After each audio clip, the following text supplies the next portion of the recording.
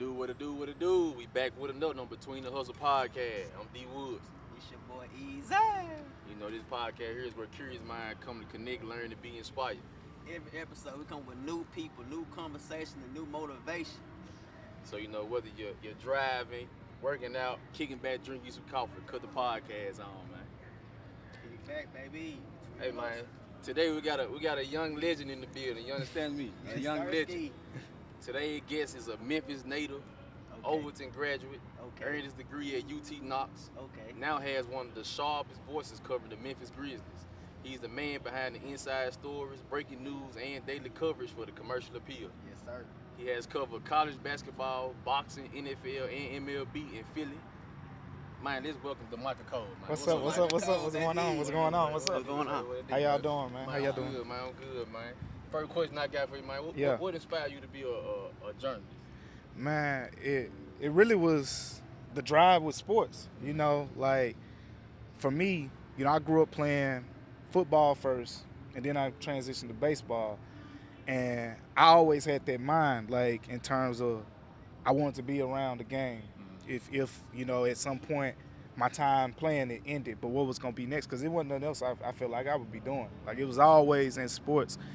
And then when I was in school, you know, you learn little stuff about yourself. What I learned about myself in school was when it comes to stuff like writing or public speaking in front of the class, if we got to stand up and talk about fish, I ain't gonna do that good. Yeah, right. But they say, pick a subject that you want to talk about. Sports. When I talk about sports, I'm finna make the best grade in the class. Right. So, you know, it naturally came to me. And, I mean, everybody around me planted those seeds in me when I was little. Like, I was going to the barbershop, you know, on Winchester and Goodlet, and I was like 7 years old. They used to call me ESPN in the barbershop. They'd be like, there go ESPN, here come ESPN. But you knew all the stats. Yeah, you know, knowing the stats, the numbers, like, that's always been my thing. Like, I didn't really watch a lot of cartoons. Like, I know them because, you know, I had a little brother and all that, so I know what SpongeBob is, Fairly Odd Parents and all that, but I can't tell you more than 2-3 characters on none of these shows because I'll come home, we're Sports Center, we're around the horn, and it got to the point when we was little, me and my brother shared rooms, me, my brother, and my little cousin.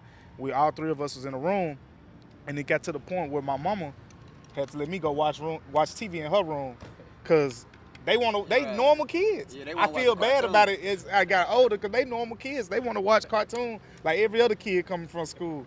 I'm the oldest, so I'm bullying them a little bit. Like I'm finna watch Around the Horn or ESPN, and they crying and stuff. So she go in my room watch TV.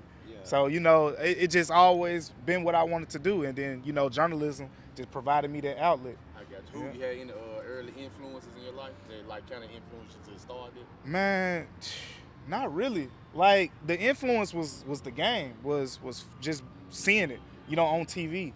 But I want to say, like, of course, you know, we had our local people here, you know, the Doc Hollidays, the Jarvis Greers, you know, those people that was covering, you know, I'm like all the other kids. Friday night, I'm turning on Channel 5, Channel 24, Channel 3, looking at the football highlights, basketball highlights, whatever. But it wasn't like one particular person or anything. It was just always what I wanted to do. And from that point on, it was just like, how can I get my foot in the door? Yeah, how can I? And I just had to figure it out. You know? So with you loving basketball to like talk about it, did you always want to play basketball or you just want to talk about basketball? Man, I wanted to play for real. Like, and I grew up like y'all playing against some of the dudes that y'all play, but I played against them in the neighborhood. Okay. So it was like, man, it was one of those things where, you know, I wanted to play, but it was like I had to ride to practice. I had to, you know, get somebody to do this. My mama was working a lot, and when I played football, my coach used to come pick me up. Right. So that was my way of getting to football practice and all that. And I played football in Pee Wee League. Then I got to middle school. I wanted to play football, basketball, baseball. I couldn't play football. And then basketball season, same thing. And then baseball came. One of my friends from the neighborhood made the team just like I did. So it was like, you can just ride to baseball practice with me every day. And that's how. What position you played in baseball? Everything, man. So you pretty much the go-to Second base, shortstop, center field. I played catcher my senior year, junior year of high school. Smallest catcher in the district, but I did what I had to do. I played a little baseball, but man, once I got hit, it was over. It's over with. You sound like the basketball players talking about football. Man, probably like right here. Ooh, I got hit in the mouth. Yeah, it was over with. I'm gone back to the gym. I done took all them. But man, I wanted to hoop. I wanted to hoop bad. But you know, it just I feel like I never really got that full outlet to just do that. But you know, I wanted to be around the game at some point, and I still got to be around the game. So now I'm around the game all the time. So it worked out. What's a typical game day for Damichael? Man, so we at FedEx Forum. Typical game day for me is I'm gonna get up for shoot around. The Grizzlies have shoot around in the morning. They usually try to shoot around 10 a.m. or so. So they wrap up at around 10:30. So I get to FedEx Forum around that time, talk to the players. So I usually talk to 2 players after shoot arounds. I'm watching them first, watch them in shoot around. And shoot around is, you know, it's real chill. It's like walkthrough stuff. So it ain't like I'm watching for anything specific other than who's there. Like if a player is hurt, is he participating in shoot around or is he off to the side? Because that's the news that people want. Like when people want to know if Ja playing that day, they want to know, okay, did he participate in shoot around and stuff like that. So I'm paying attention to that. Talk to a couple players. So about 11 o'clock, I start writing. About 11 to 1, get done writing, put out a story.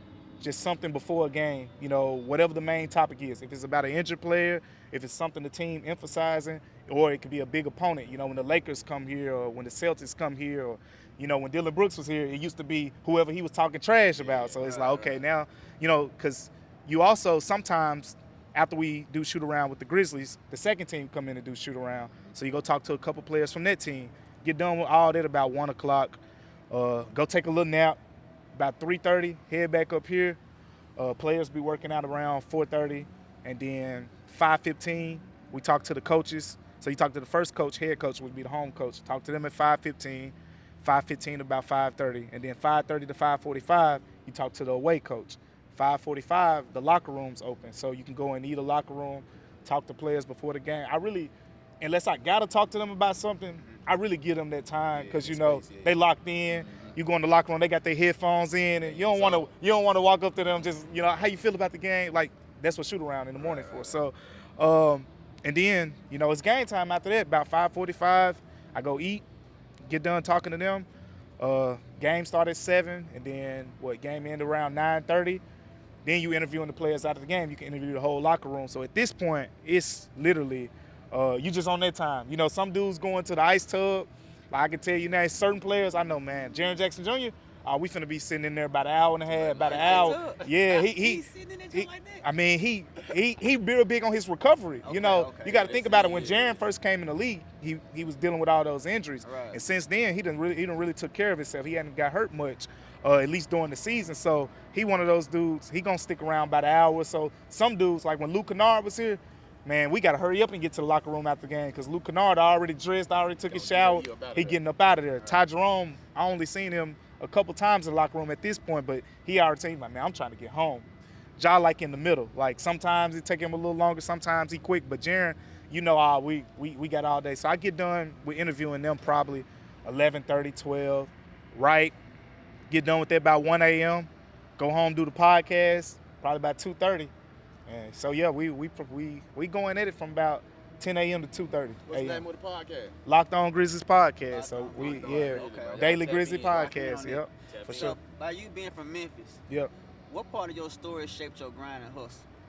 Man, the upbringing for sure is having a single mom that she did it. You know, everything she can for us. Made sure me and my brother, you know, had what we needed. Had, you know, when I was playing football, she paying all the fees. When I was playing baseball is expensive. Right. You know, it's the gloves, it's the equipment. Then, you know, we got to go to, like, the batting cages around the city to go get work in batting cages. You got to pay for that every session. So it's all that stuff.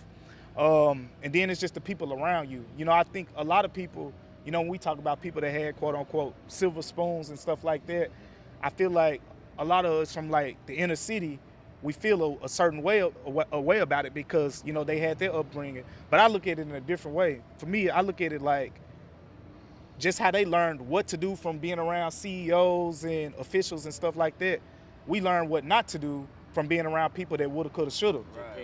Just paying attention. That's all my childhood was. I was around top recruits and things like that, and they talking to me. I'm like, what happened? Oh, it was this or it was that. And it's that one misstep that deterred them, and they never got to go to the NFL or go to the NBA. Or we know a lot of those people in Memphis they had it. It was right there, but it was something that, man, they missed on. So, man, it's a bunch of them. But and I was around a lot of those people, and they was pouring into me. So when I got in school and I knew what I wanted to do, that's all I'm thinking about. Man, I got all this in front of me. I got a scholarship. I can't mess this up. That was my whole mindset. I can't mess this up. So did you have to change the people you was hanging around, your crowd? Like, man, because it's easy to get around people that you grew up with that might drift off this way. Yep. And you don't want to say, like, I'm better than you. Or, but you, for real. You know, you got to make that move to stay focused. Yeah, and it's establishing those boundaries, too. Like, when I went to college, that was big for me because I got a full scholarship. I got a full scholarship in college, and I never had a 4.0.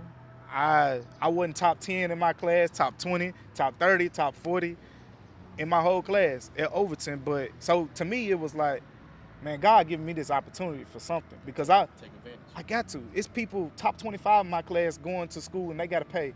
How in the world I'm ranked in the 60s? Right. I got a full ride to UT. Right.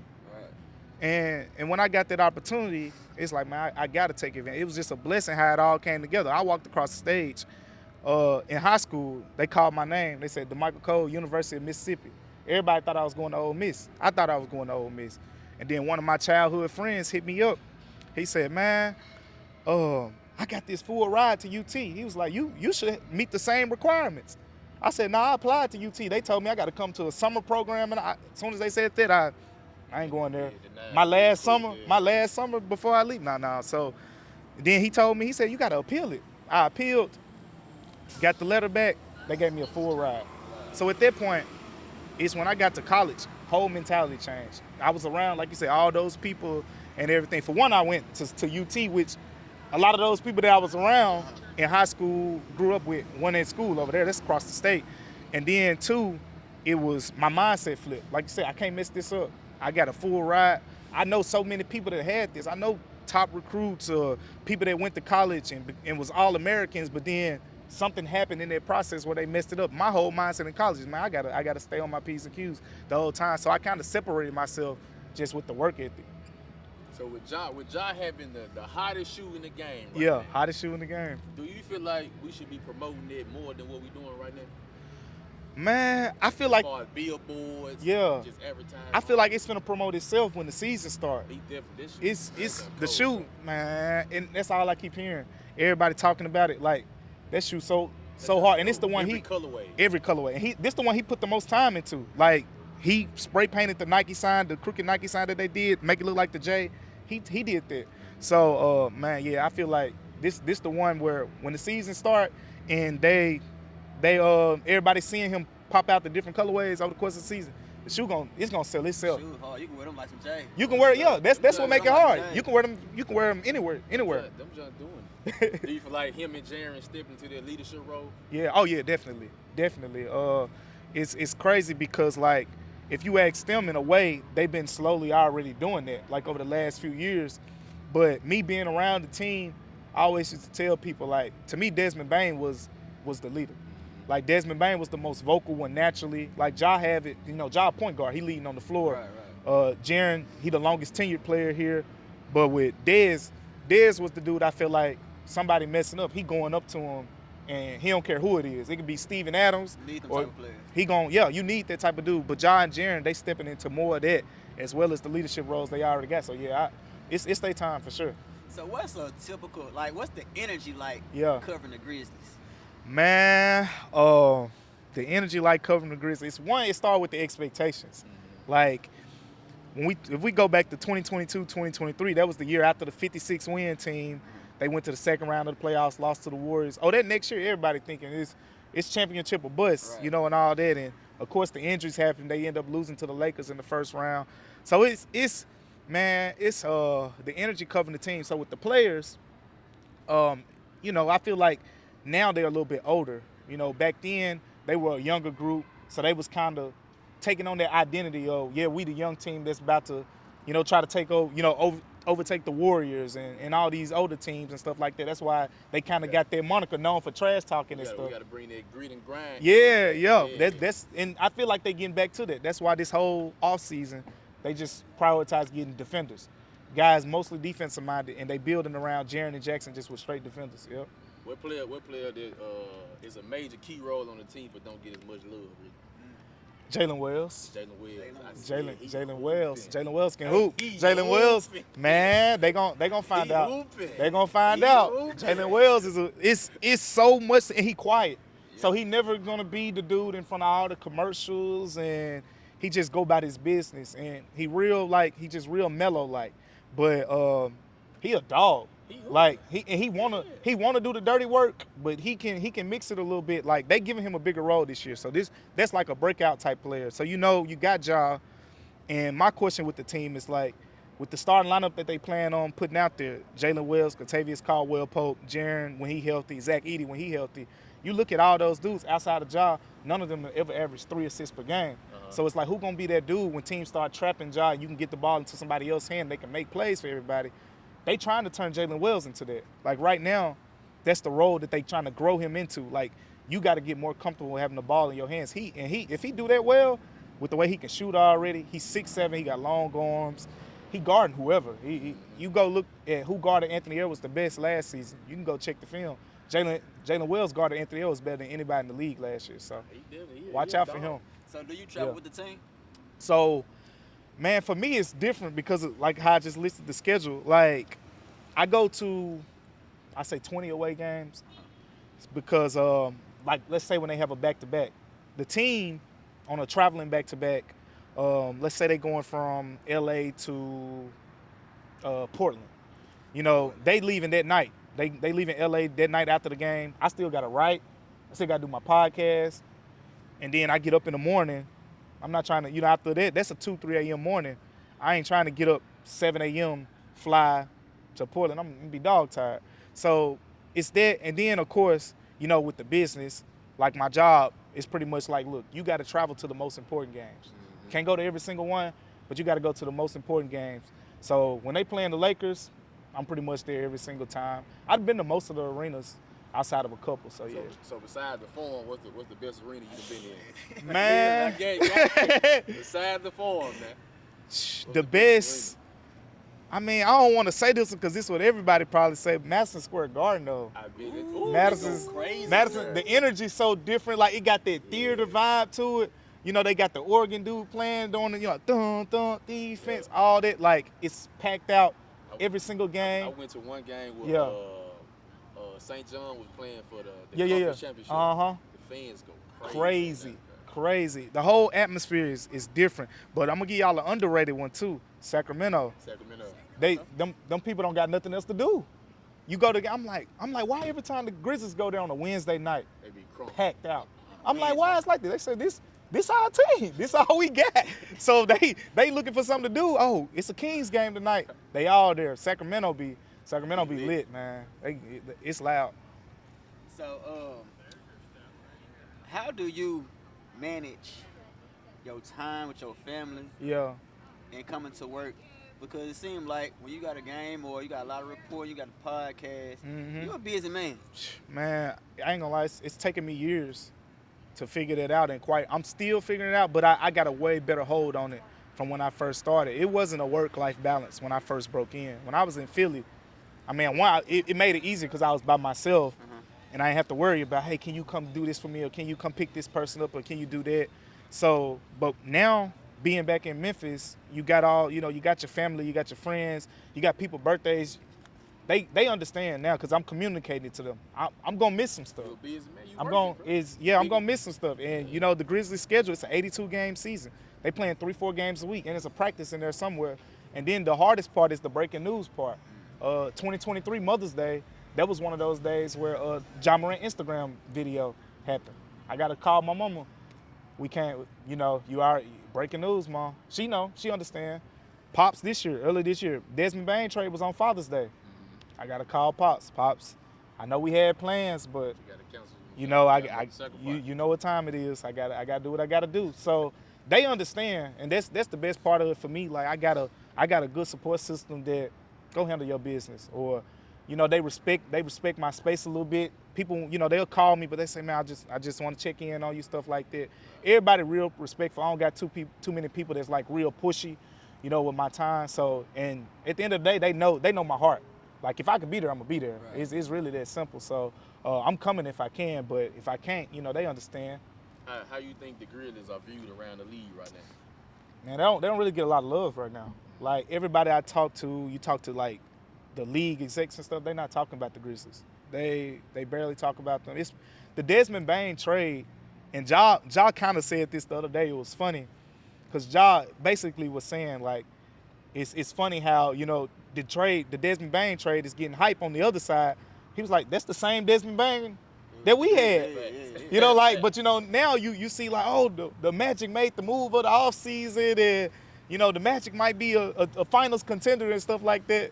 That's the same Dez that the Grizzlies had. It ain't no slight to Dez. It's just more so getting back to the Memphis side, how underrated, you know, Memphis is on that national level. They don't look at the Grizzlies like that. We got to prove it in Memphis. You know, that's how it is. Do you feel like they go get back to that grit and grind, like in their own era, basically?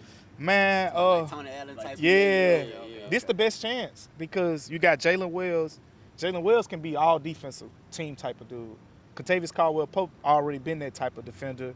And then you got these other young dudes that they bringing in. Like, all these dudes are defensive minded. They know they can't get on the court just because unless you lock up. Like G.G. Jackson, for example. Everybody know he can score. You do a one-on-one tournament with the Grizzlies right now, I say, I don't know. I don't see too many people beating G.G. Jackson. But when it comes to being in the rotation and stuff, it's hard to see him getting the spot because of the defense. So, I mean, I feel like they about to get back to it. Like, they should be a real good defensive team this year. I think a lot of people don't like the Grizzlies because we talk a lot of smack. But if you're from Memphis, you know we love it.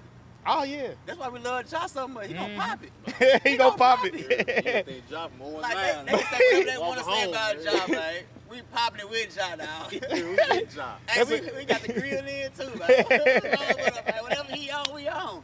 That's what they be saying. They be like, man, Ja act just like he from Memphis. And we love him, Memphis. Yeah, for sure. He stamped, yeah. Hey, so another question. What you doing a lot of stories. Yeah. How do you keep it real without crossing boundaries? Having professionalism. Yeah. That's really is you just gotta you gotta understand that humans. That's number one.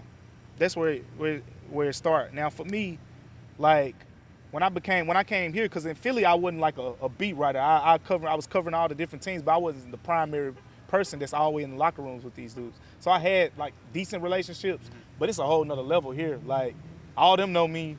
They know my name. They know who I am. I know that people call me when they see something they don't like when I write, and we got their relationship. So we talk about that stuff. It's been times, you know, somebody from Ja Camp or somebody from another player can say, why you ask him that? Or why you do? And I explain it. And they understand, you know, I got a job. And it's other times where, you know, when you talk about keeping it real and finding that balance, like I just tell them, like, look, I gotta tell it how it is. Like, it's my job. So guess what? When y'all playing great and y'all love when I'm hyping up the Grizzlies and writing all these great stories, it'd be the same way if y'all go on a 7-game losing streak and I gotta talk about why y'all playing terrible. So it just come with it. But you build those relationships. Like, that was my main thing. When I first got here, it was a story about a Grizzlies player. And I don't think I ever spoke on this publicly, but it was a story about a Grizzlies player when I first got here, and my job wanted me to, you know, look into it and write about it. And I said, okay, you know, I looked it up. It was basically some stuff centered around like custody battle stuff and all that. And when I looked into it, I'm like, I'm not writing about this. Yeah. This it ain't nothing criminal in here. Is he hitting a woman? Is he taking kids away? It was nothing like that. It's just custody battle, he say, she say. It's personal. So you establish that boundary, and we as reporters, we got to speak up for ourselves too. You know, sometimes editor might say, hey, I want you to do this. Because if I wrote that story, yeah, a lot of people gonna read it. But guess what? I got to go back in the locker room. They looking at you. They looking at me. They never gonna talk to me again. Do they ever say anything about like, hey, Mike, don't put this on camera right here, Mike? Like, yeah. Okay. Oh, for sure.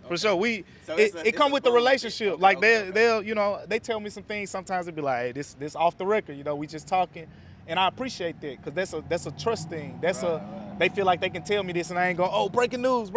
You know, like they can tell me that, and it's like, okay, you know, I know how to, you know, distinguish that information from the information that they're telling me on the record. So it's really all about the relationships, for sure. How do you separate the objective of being a fan and a reporter? Man, you just gotta take the fan part out. Yeah. You got to. Like, I tell everybody, I'm covering NBA now. I don't want to cover the NFL ever because I gotta maintain that over there. Because if you go over there, if I cover the NFL, I'm a Packers fan. Then I can't. Yeah. Now I can't. I can't do that. But in the NBA, man, it's just like when you get to be around these guys and like you get to know them on a human level, you telling stories. That already take like the shock factor out. Like people be like, man, who you want to interview and stuff like this. Like I don't really got that no more. Like I done interview. What's one of the most difficult interviews that you ever had to do? Man, Roy Williams, former North Carolina coach. Rick Barnes, when I was in college at UT, I stuttered when I was talking to Rick Barnes. Said the wrong team. I think they played. You were just nervous. Man, it was just, you know, when I first got into this, you know, I'm a fan. Right. So it's like I remember Rick Barnes. I remember Rick Barnes at Texas with KD and DJ Augustine and all them dudes. It's like, man, they passed me the mic because, you know, I'm the young kid. I'm at UT. It's not a lot of people I'm trying to set the tone. Like too many college kids ain't asking questions. I get the mic, and I think they played LSU that day. I'm like, so with Kentucky, he's like, I was like, Kentucky. He said LSU. I said LSU. But I had to lock back in. But man, it was like he had a glow on him that first time. And I grew up a North Carolina fan, so when I saw Roy Williams, I ain't even asked the question. I was like, man, I'm just gonna sit here and just savor the moment, man. Did you ever go back and watch that same interview? Yeah, I did. I don't watch it no more, but you laugh at it? Yeah, I laugh at it for sure. I told Rick Barnes he came to Memphis last year when Dalton Connect played against the Grizzlies. We sat down, we were talking about it. He didn't remember that. He remembered me, but he didn't remember that moment.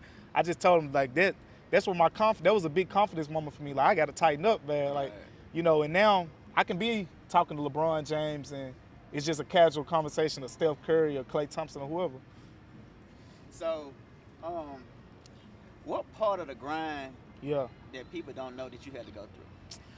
They think it's all sweet. They think it's all sweet for sure. Like you're a journalist. Mm-hmm.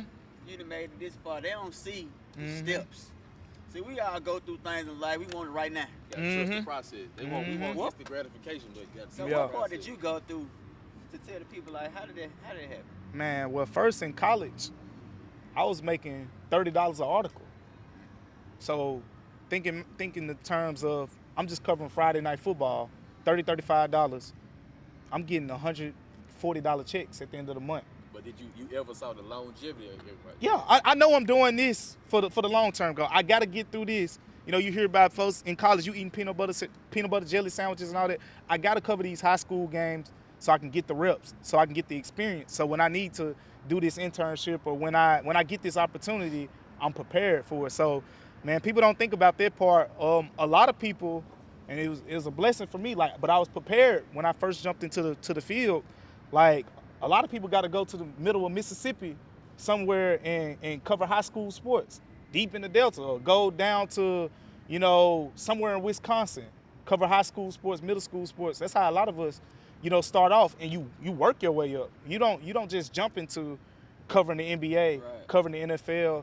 You know, I just had a blessed situation where I was able to go to Philly and take advantage of that opportunity and quickly get in the NBA. But at the time when I started covering the NBA, I was 25. I was just about to ask you that. I was the youngest person. 25. I was the youngest person. Yeah. So when you left UT Knox, you went straight to Philly?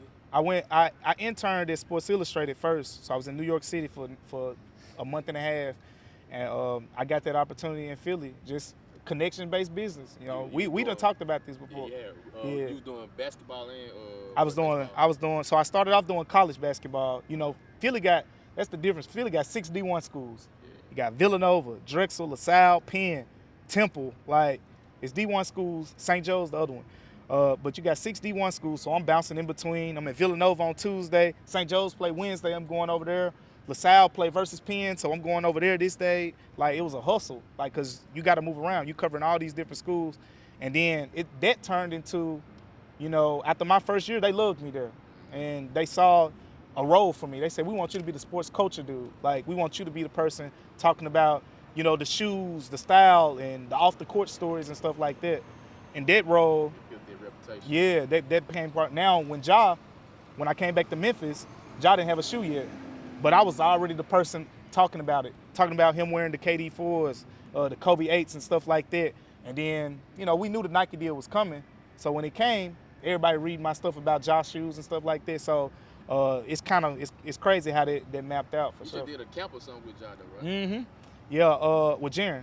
Jaren did his Nike Elite basketball camp. And best of the best in the city. Like, Jaren, man, he up there with the best of them when it comes for doing in the community. Jaren is he real intentional with it.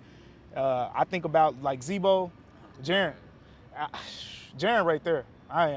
It's gonna show. It's starting to pop out a little bit more too. It's gonna show in time. Like, man, you gonna see people saying stuff like, man, Jaren did this for me. Like how we talk about Zebo. Right. It's gonna show in time. But yeah, he did a Nike Elite camp. He said he want to keep doing it. But yeah, he had some of the best girls in the city, best boys. They were hooping, and he real intentional. He involved, you know. So yeah, Jaren definitely he big in the community. Yeah, that's how Zebo was. Zebo did a lot. Exactly. Through there with Elliott Perry and EP, yep. Yep. What's one story that hit you personally? Man, in my story, one thing that hit me personally, it's those steps in the journey where how these connections that I built got me to where I am. Look back and be like, damn, bro. It aligned. Yeah. It aligned. Like, you know, I told y'all the high school part, you know, in terms of how I got the full ride. It's crazy because I applied there in the summer before my senior year. They told me you got to go through a summer program. I never looked at UT again. Never looked at them again. I ended up going there on a full ride. Same thing when I get ready to leave college, right? I'll never delete that post. I put a post on Facebook. I was like, man, I'll go anywhere after college. I ain't working up north, though. It's too cold up there. Got a job like, next thing you know, a job coming from Philly. And when I was in New York City, I was saving money. Like, because at first I was living in Manhattan. Manhattan expensive. I lived in Manhattan for 3 days. Went to Jersey. I said, man, I got to save this money because I'm already thinking long term. When I leave here, I got to have a job. So I leave New York. I saved up a little money, and at that point, I'm just saving this money just for when I got to jump and go somewhere. And I'll never forget, I was helping my grandma around the house, and I got a call, and basically it was, you know, they were like, "What you think about moving to Philly?" What? Philly who? Philly Inquirer? Top 5 media market? What I think? When? They said, oh, they're going to call you. So that opportunity came from, I was in this program called Sports Journalism Institute. I got that internship at the end of my senior year. They helped me get to Sports Illustrated. And through that opportunity, the people that I met at Sports Journalism Institute, they helped me get that job at Philadelphia Inquirer. Philadelphia Inquirer was looking for a young sports reporter. It's like, man, we want somebody young with some energy. They said, we know somebody for y'all. Same thing happened with the Grizzlies job. Like, it's one of those other, this is something else I ain't ever spoke publicly about. I remember when the Grizzlies job opened up. It was the summer before I came back. I came back in November of 2021. Well, I came back in December 2021, but I agreed in November. Man, it was the summer 2021. I remember seeing the job posted online. I ain't apply for it. Why didn't you apply? I was happy. Philly, it's a top 5 media market. They was taking care of me. You know, I was making good money, and I was like, I'm gonna be making better money later on. You get to come home though. But it was like I didn't want to mess up what I had going. Yeah. I didn't want to mess up what I had. Yeah. Why I'ma leave if I'm in a good situation? They can give me my own show. I got good resources here. They send me to Nike headquarters. I ain't gotta pay. Like, they invested in me, so I know they loving me in Philly. But it got to the point, like, again, through those connections, they reached out to me. It's crazy how stuff work these days. Twitter DM, like, that's how they reached out to me. Twitter DM, like, about the opportunity to come to Commercial Appeal, and it was one of those situations where it was like, man, let me think about it. And it got to the point I shut everybody off, like even my mama. I said, Mom, look, I don't want to talk about it no more. Just give me a week. Like I'm gonna figure it out. And I was going back and forth. And when I woke up the morning, cause it got to the point, they was like, you gotta tell us something. Like we just waiting at this point. You gotta make a decision. I'll never forget, I woke up that morning, one of my boys from Philly called me. He was like, what you thinking? I said, man, I'm staying. He jumping around on the phone. I'm like, yeah, I'm staying. But it didn't feel right. About an hour later, I'm like, I'm going back to the crib, man. I'm going back to the crib. It's nothing like doing it here. Yeah. And too many people don't get to do that, man. And it's like, shoot, it's like the thing, like I want my name on the street or something one day. Like I gotta have that legacy here, and I'm from here. And it's different when you can do it at the crib. You can tell the crib stories. Like we don't gotta just talk about basketball in the FedEx Forum. We can talk about it on the community level and how you impacting, all these different, avenues around Memphis. So man, it ain't nothing better. Man, but to give you your flowers, you already a legend, my guy. Man, appreciate you, bro. I'm working on it. Appreciate you. Just keep working, keep building, bro. You a legend, yeah, bro. Like, man. for real. I promise we trying to take it to the next level, bro. Like I got to. This the crib, and older reporters always tell me, like, man, you just don't know. Like a lot of us, we started in Saginaw, Michigan, or in the middle of Florida somewhere. Like I got to come to the crib at 25, and I'm covering an NBA team, and not a bad one, man. So it's like, yeah, for real. So do you have any like people you used to grow up with that feel like you more than them now? Like saying like you did it, Man. People start changing on you when you start. For sure. And I definitely have people that more so change. It's funny because they used to tell me like don't change. Everybody used to tell me don't change. But when I started, elevating, it was like I'm the same, but people around me, they approach changing towards me. Yeah. But overall, man, I got a real good support system. Like I had people just around me hyping me up all the way through. So like my homeboys, like all of them, they've been full speed behind me. My mama, my family, my whole support system been full. So it's like I'm still connected with a lot of the people that I grew up with because of that. Like I still feel the love from them. It ain't changed. Like it's more so like because this is what I always wanted to do, and everybody understand it. Like it's like they more proud of me than anything because they saw, the 9-10-year-old. They used to write down the stats and stuff like that, or be in the cafeteria at lunch. Everybody want to come up to the table, talk to me about sports and stuff like that. Our table, the debate table and stuff like that. And now I'm doing it on podcasts what we used to do in the lunchroom. Right. So it's more. I feel like more of them just proud of me, than like the envy and stuff like that. So I mean that's another thing I'm grateful for because I definitely I don't really like pop it like that. Like I just. I'm one of them people. I just do my work, and I let everybody else speak up for me. Like I don't want to brag on this or that. I'd rather just let them do it. What advice would you give any young kid that's out here looking up to Damicah to break the NBA? Man, one, it's the normal. You're gonna have to work hard. You got to understand that, it's not gonna be easy. Like everybody want to cover the NBA. Everybody want to cover NFL. Everybody want to cover pro teams and stuff like that. But you got to understand the grind. For me, like I said, I was making $35 covering middle school and high school. I'm driving 45 minutes from UT campus in a Honda Accord with 320,000 miles on it. That's a good car. Come on, that's a good car. Come on, Dad. That's a good car. Come on, Dad. I'm driving all through East Tennessee, man. But the main thing too is get to know people that know people, and establish those connections. It's crazy how it worked because coming from Memphis, we so competitive. And it's like one of those things I'm trying to break with the people around me because I had it when I went to college. It didn't hit me. I'll never forget. I get to college. My first day, I'm into journalism because, I'm scoping the competition. I'm around who finna be the people I'm gonna be competing with the next 4 years. Yeah. I'll never forget. One of those people that I say, okay, that's gonna be one of them right there, came up to me like a day later, was like, hey, it's this journalism thing going on if you wanna go to it, blah, blah, blah. I'm like, why he trying to help me? Like, cause me come from, I wouldn't have told him nothing. Yeah. I'm finna go so I can get the up on him, give me an advantage. I'm not finna help him out with that, but that's been my whole journey in the business. Basically, people helping me that just being real, I could pass at some point. and them being humble enough and accepting enough to help, and I'm gonna have to do the same thing. Each one teach one. Each one teach one. All through the journey, it's been people. When I first got to Philly, like I said, I was saving up money. Man, I have nothing. I slept on the air mattress for 2 months until I got myself together. And I remember one person gave me big donation. He said, you don't got to give it back.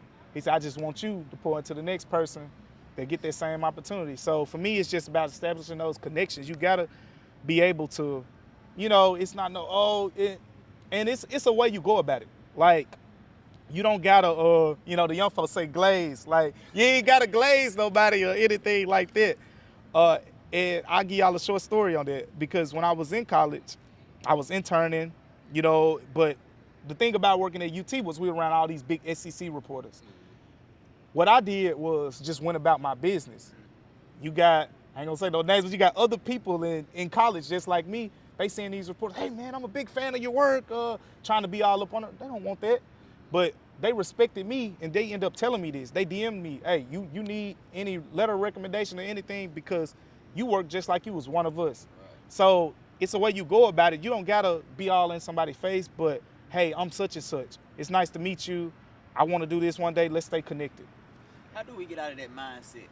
Because, like you said, from Memphis, we all in competition. Come on, it's dog eat dog. Yeah, crabs and and barrels. barrels. But then when you moved away and you saw that people are not the same from where we're from. Mm-hmm. They want to help you versus compete against you and knock you back down. Yeah. How do we get out of there? Do we have to leave and come back? Man. Or do we just have to change our narrative of Memphis and what's going on right I don't like saying leave, but I mean, that's what I did. Like, it's like, because I feel like we need to do it here, from the inside out. But it needs to be those people, I guess, that have had those experiences, the people that got those mindsets of we got to be the change. And it start with, not feeling like you're in competition with the next way. Because I've experienced some of those. Like, it's not to say those aren't in Memphis, because I had that. I had people, I remember, when I first got one of my big opportunities in Philly, I was like, I know the person to reach out to about this, a person I connected with. I reached out to him, and I'm thinking he about to give me the inside, like he about to, here go this number of this person, here go this number. You know what he said? He was like, man, just work hard at it. He gave me the generic advice. Basically, I got out of it. He didn't want me to level up. So you're gonna experience that. Like, it is what it is. Some people just got that mentality, but man, we gotta do it. It's the people that already have that mentality, the people that's leaving here, experiencing that, the people that have that success. Like, when you got that success, you can't be that person that, start to, a lot of people say, oh, I'm just gonna get away. Like, you still gotta pour into, where you from, because that's big to me. Like, I'm still pouring into where I'm from, because I want them to see that, because we didn't see, a lot of this stuff growing up. So what's next for Damichael as far as goal-wise? I love it here right now. I'm happy covering the Grizzlies and stuff like that. But at some point, I want to go national. But I'm enjoying right now. At some point, it'll be ESPN or CBS or. Man, that's the next step. So for a kid that, I know a couple of kids, right? Yeah. We can argue up and down about sports. Uh-huh. They know everything from baseball to basketball to football, but they shy. They scared to step out their comfort zone. Uh-huh. What type of advice do you have for those kids? Ain't nothing to it but to do it. I was there. When I took my business public speaking class, when I got to college, you got to stand up in front of a little room or whatever. Or when I interned for the news station, I go back and look at this stuff. I was nervous, but it's reps. It's reps. All these news reporters you see on TV, behind them looking perfect and stuff like that is, let's do another cut, please. People don't see that stuff. So it's understanding you're going to mess up, and whatever nerves you got, whatever it's for, like, you got to find something that you're comfortable with. I can public speak about sports all day and talk about what we talk about. You ask me to get up, talk about, I don't know, politics or something like that. Like, I might do all right, but it's not going to flow the same way. Like this, I live this. I wake up and do this all day. So it's more just the reps. Like, it's like with everything else that we do, you just got to get the reps. Like, I remember the first times I had to go live and they say, hey, 3, 2, 1. And I'm like, snap, I forgot exactly what I was going to say. You preparing the whole time, but when you hear 3, 2, 1, like, everything just go out my head. But, I went from, being that kid, when I go interview players and stuff, I have my questions in my head. And now it's to the point where it just flows. It just flow. If I'm going to talk to a player right now, I have a theme. Like if I'm talking to, Ja about an injury or Jaren about community stuff, the rest of the conversation just gonna flow. I got you. Yeah. So everybody know Damicah Mm-hmm. from being a reporter, journalist. Yeah. What's one thing nobody knows about Damichael Cole? Man, one thing that nobody know about Damichael Cole. That's hard. I'm public, man. I'm trying to think of something that nobody knows about me for real, cause I'm real. I try to show them the whole full picture of the journey. But one thing somebody probably don't know about me is I'll say, man, that's a hard one for me to answer for real. I'm trying to think of something. I feel like I could have been a Cole Hooper. I feel like I could have been that guy, bro. I feel like I could have been that guy. I don't talk about it a lot like that. Was you fast? Because I was quick. I ain't never get caught stealing playing baseball. I feel like baseball. You said point. No, he said would I have played point? Okay. I mean, eventually, with my height, I'm sure I would have had to, but I mean, I was a dog too. When I played with all the taller people, I'm in there. When I was in Philly, a quick story. I went to a workout with a lot of the pros in the area. DJ Newber went to Penn State. Jason Thompson used to play with the Sacramento Kings.